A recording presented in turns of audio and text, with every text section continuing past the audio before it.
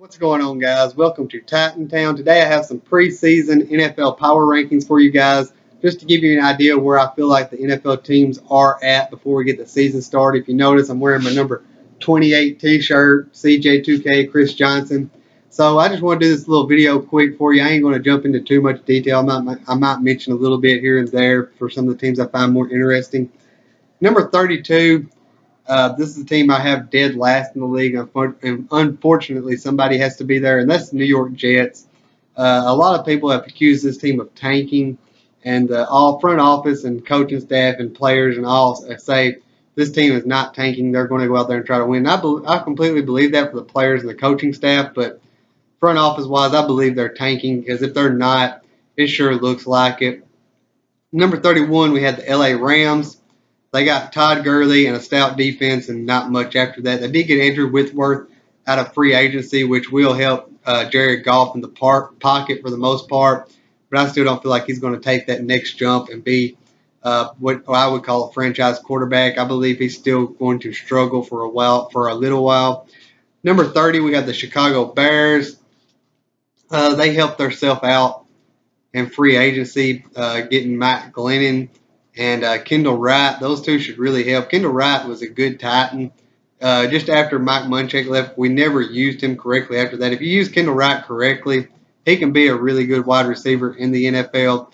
I'm kind of confused on why they traded all those picks to the San Francisco 49ers for Mitchell Trubisky after signing Mike Glennon. So I don't know what their plan is. Their plan is just we got to get a quarterback that's able to start and compete in the NFL, and it's got to be one of these two guys. So I guess that was their thinking there.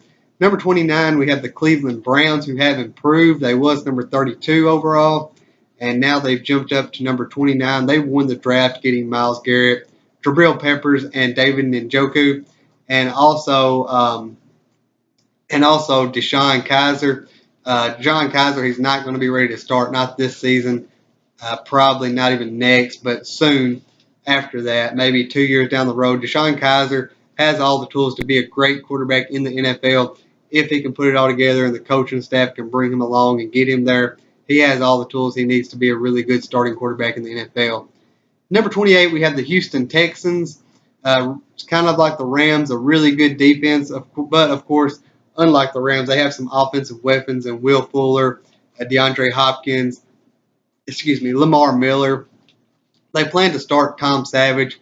The Tennessee Titans beat Tom Savage with our backup quarterback in Matt Castle, but they're going to have to start Deshaun Watson eventually. They traded the house to get him. You're not going to trade the house and have a quarterback pick that high and ride the bench for too long. Deshaun Watson, I don't believe he's ready to lead an NFL team, and I don't think Tom Savage is going to get it done either. Deshaun Watson, his arm is not all that strong. He's not all that accurate. He's a smart kid, very athletic, but I don't believe he's ready to control and lead an NFL team to this point yet. At number 27, we stick in the AFC South. Jacksonville Jaguars. On paper, this is a very, very good football team, but it's the Jacksonville Jaguars, and until they prove me wrong, they're going to land here at 27 on this list. At 26, we have the San Francisco 49ers, another team that won this draft, and this is a team to really watch out for. The way they robbed the Chicago Bears in the NFL draft, and then not only that, they got two top 10 talent players in the draft, in Solomon Thomas and Reuben Foster. So that was a very good haul for the San Francisco 49ers, and they also got a lot of good future picks from the Bears as well.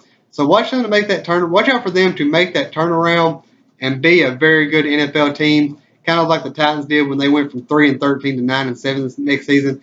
I don't think the 49ers will go 9-7. I believe they'll go maybe 6-10, 7-9, 8-8 maybe. But I say the same thing about the Titans as well.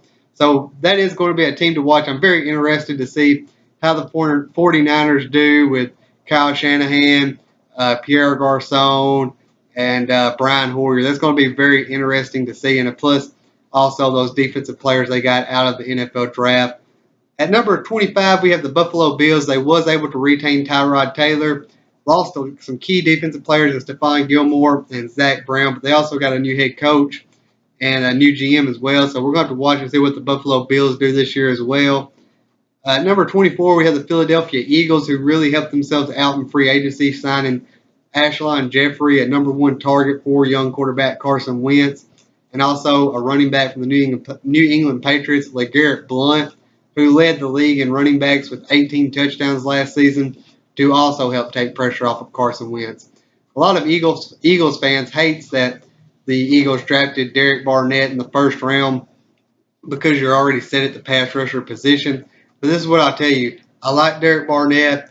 This gives you a solid edge rusher, which is a very important position in the NFL for the next 4 years. And also kind of think of how Tennessee did when we already had DeMarco Murray.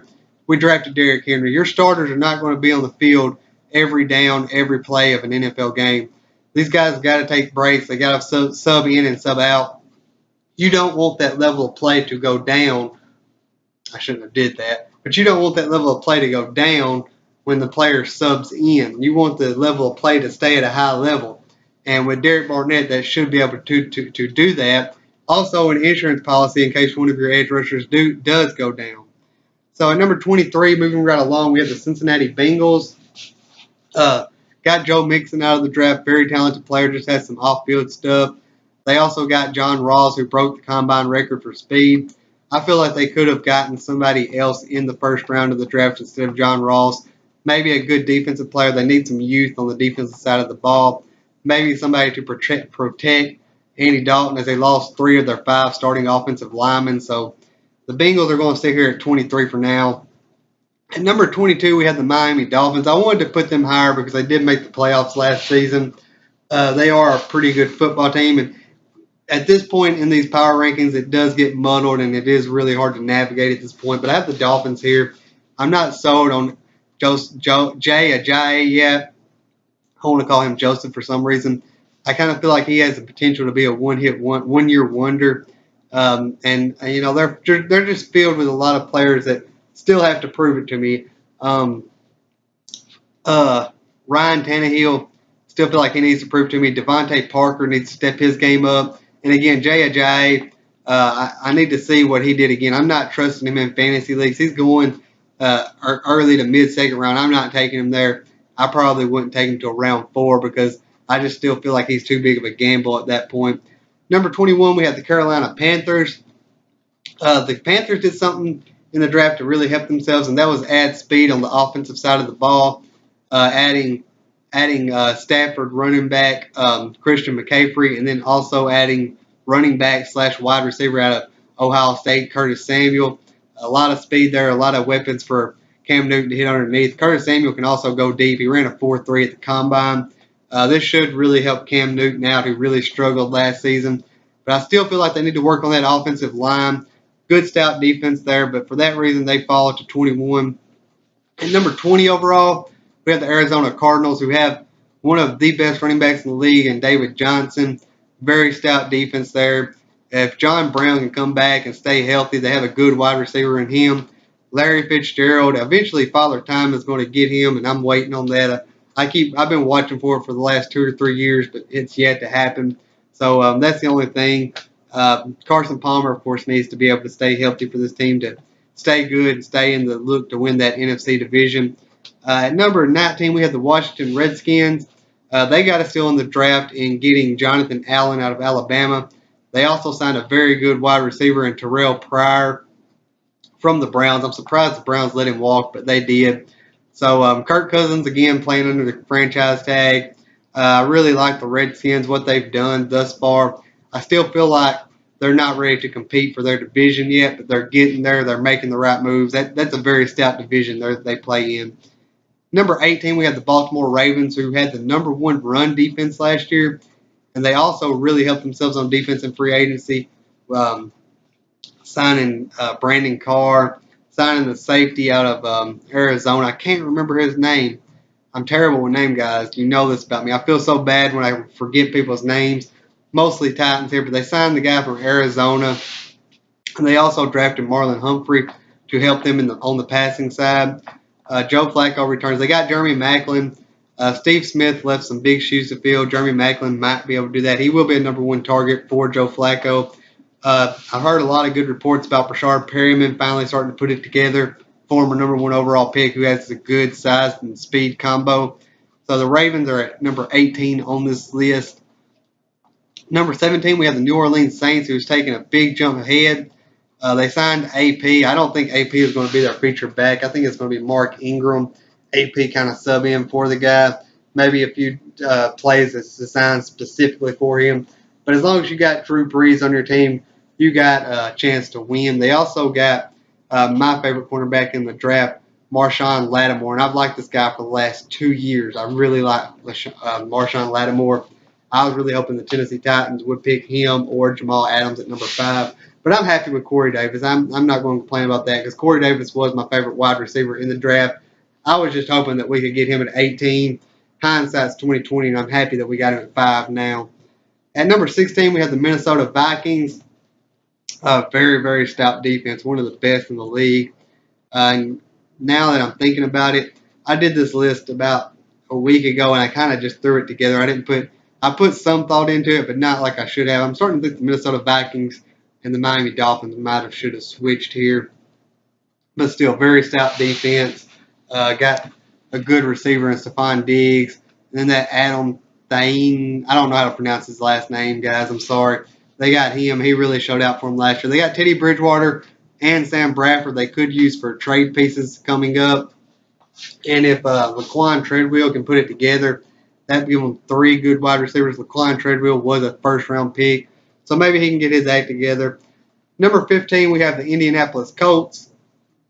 I'm sorry, guys. I'm losing my voice. My throat is very, very dry. We have the Indianapolis Colts. Andrew Luck, as long as you have him, you have a shot. Jim Irsay, the owner, believes that the Colts have their offensive line situation figured out. Now they just need to get a little bit better on defense, and the Colts would be very hard to stop if they had a good defense to go along with Andrew Luck. So we'll just have to watch them. They're a team that could certainly rise in these rankings as the season progresses. Number 14, we have the Tampa Bay Buccaneers. Mike Evans, Jameis Winston, dangerous combination there. But then you add Deshaun Jackson and O.J. Howard. It's going to be hard to stop that passing game. Doug Martin is suspended for the first 4 games. It might be 3, but I think it's 4. But once he comes back, if he can come back and play like he did a few years ago or 2 years ago, that would be a very hard team to stop offensively. Kind of like the Colts. They do need to work on their defense a little bit, but it's starting to come together. Number 13, we have the Detroit Lions. Matt Stafford's still there. Got some good pass rushers on that front 7 of the Detroit line. And then Darius Slay really stepped up and made a name for himself last season. At number 12, we have the LA Chargers. Phillip Rivers, good young stout defense. 2 very good cornerbacks in Hayward and I know it. I hate it when that happens. They got 2 very, very good cornerbacks. They got Joey Bosa. They got Ingram. They also drafted somebody that I also really liked in the draft. They got him in round 5, and that was a kid from Iowa. Can't remember his name right off the top of my head, guys. I scouted all these players, and I could have told you every single one of these names back in December, January, February. I could have told you the names just like that, but haven't paid no attention to them since. But anyways, they got him. He's a safety. He's from Iowa. He played cornerback, very physical cornerback, but he moved to the safety position because of his size and the way he rotates his hips. I'm going to think of all these names after this video is over, and it's just driving me nuts, to be honest with you. But anyways, moving on to this list. At number 11, we have the Denver Broncos. This close to making the playoffs last season. They have a good 2 good wide receivers in Demaryius Thomas and Emmanuel Sanders. Very, very good defense. Shane Ray. I was going to call him Sean, but Shane Ray is going to have to step his game up now that DeMarcus Ware has retired. A lot of people believe this is going to be a breakout year for him, and it certainly could be with Von Miller playing on the other side. Offensive lines having to really adjust and game plan against him. Shane Ray could really get some big numbers if he comes in and performs well. Let's get to the top 10 now. At number 10, we have my team, the Tennessee Titans, of course. Offense is going to be very hard to stop. We got Marcus Mariota, a scrambling quarterback, very, very smart, very accurate with the football, the best red zone quarterback in the league. Then we added him Eric Decker, who's one of the best red zone wide receivers in the league. We also have Delanie Walker, one of the best tight ends in the league, returning. We also have Rashard Matthews returning, who had a solid year for us. Then we got Corey Davis, and reports from camp I can't speak for these other teams because I don't keep up with what they're doing in camp. But reports from camp from the Tennessee Titans, Corey Davis has really been lighting it up and putting on a show. Defensive secondary is something we're going to have to work on, but there is potential there with Logan Ryan, LaShawn Sims, and Adoree Jackson. LaShawn Sims, a lot of people are forgetting about him, Titans fan wise. A lot of Titans fans are forgetting about him. But he's going to be our number 2 quarterback. He has size, length, and he's very smart. Adoree Jackson, he'll probably get on the field and play in the nickel corner row. A lot of special teams for Adoree Jackson, but he plays the football and he's very athletic. He's lacking in size, so that's why I kind of see him playing in the nickel position. Very fast because of his athleticism and his size. I think he would fit better in the nickel. At number 9, we have the New York Giants. Eli Manning got a new toy in Brandon Marshall. Defense is very, very stout. I just believe they got a good group of running backs, but I believe they're just that one solid running back away from being a team who could compete. And here's a thought for you. What if the New Orleans Saints decide to move ahead with Adrian Peterson and Alvin Kamara, and then they turn around and trade Mark Ingram to the New York Giants? I think, hey, it makes sense to me. I think they need a feature back there in the Giants. They talked about wanting one. Mark Ingram is one possible to be available. So we'll just have to wait and see about that situation. But that trade does make a lot of sense to me. Anyways, moving ahead, we have the Oakland Raiders at number 8. A lot of hype around this team, rightfully so. They got Marshawn Lattimore to come out of Marshawn Lattimore. They got Marshawn Lynch, beast mode to come out of retirement for them. Khalil Mack, one of the best young pass rushers in the league, and personally, I think he is the best young pass rusher in the league. Derek Carr just got paid, highest paid NFL player in the NFL right now. Good quarterback, and he's still young as well. 2 good wide receivers and a good offensive line. Tennessee plays in the first game of the year. I think that's going to be a very hard-fought battle right there. It's going to be a lot of back and forth. It's going to be very physical, very competitive. That's going to be a very fun game to watch. So even if you're not a Titans or a Raiders fan, this is going to be a game for you to watch because it's going to be a very physical, hard-fought football game there. Number 7, we have the Seattle Seahawks. Solid everywhere but that offensive line. They really need to fix that offensive line. If they could get that fixed, they could be true Super Bowl contenders again. Number 6, we have the Kansas City Chiefs. And I'm sorry if I said 6 at Seattle. That was 7. At number 6, we have the Kansas City Chiefs. Very, very good defense. We got Justin Houston, Marcus Peters, Eric Berry. Offensive side, we have Travis Kelce. Some people call him Mini Gronk. Tyreek Hill as a wide receiver who can catch the football and take it to the house. But not only that, he can catch your punts or your kickoffs, take them to the house at any given moment. Running back wise, they're pretty stacked, even though they lost Jamal Charles. Right now, they have Alex Smith, and he can win football games for you. Hopefully, they're hoping that Patrick Mahomes can really get him over that hump once he develops into the NFL. So we'll just have to wait and see about that. At number 5, we have the Pittsburgh Steelers. That secondary really gelled there. They're young, and they really gelled and come together. Adding Cameron Sutton to that secondary, very physical cornerback. And if he wouldn't have been hurt all of his senior year, well, basically all of his senior year, he probably would have been an early to mid-second round pick, and they ended up getting him in the late 3rd round. So a lot of value in that pick. Plus, they have the returning players. They also added T.J. Watt to play in the front 7. They got Le'Veon Bell, Ben Roethlisberger, and Antonio Brown, the big 3 right there. So as long as Ben Roethlisberger can stay healthy, this is a playoff team, of course. Number 4, we have the Green Bay Packers, Aaron Rodgers. Man, what else can you say? Jordy Nelson is coming back. Clay Matthews is still there. So anytime you got Aaron Rodgers, you always got a chance. His favorite target, Jordy Nelson, is finally going to come back and healthy. Added Martellus Bennett for another big mismatch there at the tight end position. And he's going late in fantasy football, y'all. I've been picking him up in like round 9 or 10, and I think he's going to be a top 7 tight end. I put him just outside the top 5, but he's going to be a really good tight end, y'all. At number 3, we have the Atlanta Falcons. And I see I really messed this list up now, but let's go ahead and talk about the Falcons. Falcons, I think they're going to have a Super Bowl slump. That happens to a lot of teams. The talent is there, and of course, a lot of this is going to depend on how their new offensive coordinator calls plays, calls games, and if he can play to the talents of their young football team. Talent is certainly there. We just got to hope for the Falcons that the new offensive coordinator can make the right calls at the right time. This is where I believe I messed up. Number 2, the Dallas Cowboys. Ezekiel Elliott, I think he's definitely going to have a sophomore slump. There's just so much drama going around this kid that it's just not even funny. I think, plus defenses know how to scheme for him and game plan against him now. They lost a lot of help in their secondary. I believe these guys, just off the top of my head, I think they should probably be down uh, probably like number 10, put them at number 10 and push the Titans and Giants, Oakland Raiders, Seattle, Kansas City, Pittsburgh, Green Bay, Atlanta up. But the Cowboys are still a good team, but they have a lot to prove this year. They certainly have a lot to prove. Number 1 overall, you already know who it is.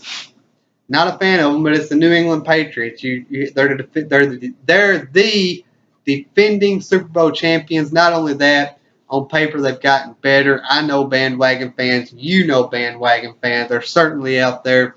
But as far as right now, we got to have the New England Patriots at number 1 overall. Remember, guys, if you're Titans fans and there's something Titan related you want me to talk about, trust me, I know everything about the Titans. I know their players' names, guys. I don't forget them. I look at them and I watch them and I evaluate them way too much to forget any of their names. So you won't have a problem there. But if there's anything Titan related you want me to talk about, drop it in the comment section below. I'll get you featured and shouted out on a video. Be sure to like my Facebook page called Titantown. You can look it up in the search bar at Titantown11 on Facebook. Give me a like there. Follow me on Twitter at Titantown.